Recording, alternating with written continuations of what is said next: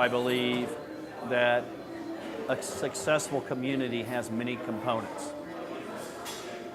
A successful community has good jobs, it has good schools, it has healthy people, and its nonprofits are strong.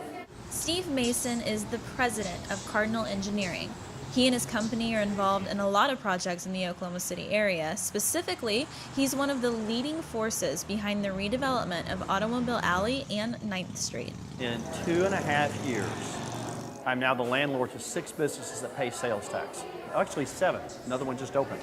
And I think to have been involved with 7 new businesses that pay sales tax is deep. To aid in building the community on 9th Street, Mason and his wife opened a rooftop green space they've made available for events. If we discuss about how do you build a community's coffee shops, it's walking, it's restaurants, it's libraries, it's housing, it's also green spaces. There are 4 species, just some native grasses, black-eyed Susan, Mexican sedums, and ice plant. Cardinal Engineering specializes in environmental projects, which made them the perfect company to call for the American Indian Cultural Center and Museum. We have been involved since that piece of dirt was selected. Our major involvement was there were oil wells once every 100 yards there. And assessing those oil wells, cleaning up some of the oil wells, removing reserve pits, removing drilling pipe and transportation pipe so the ground is basically returned to its undamaged state for the development that's occurring. And that's our major involvement. We've also done the civil engineering. My background's environmental, and I'm most proud that we took a piece of land that did its purpose. It produced a lot of oil, and we're returning it to a natural state so it could be used as a facility to talk about our Native American heritage.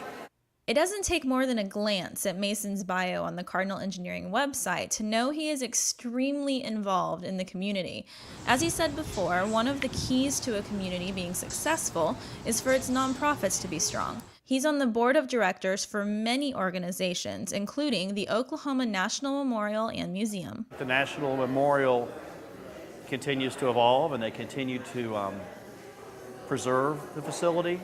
In the last year, they went in and replaced the lights under the chairs that were built, 10 to 15 years ago, which doesn't sound like much, but light technology to light a chair has changed in 10 years.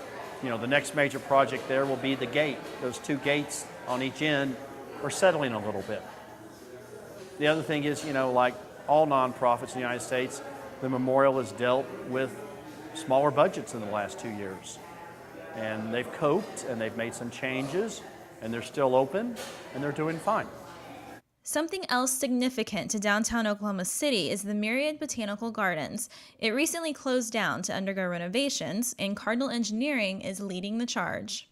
We're the civil engineer on the Myriad Gardens, and I'm really excited what's occurring down there. I think when it reopens, it will become more park-like, in that we'll have a children's playground, we'll have a dog-eat playground.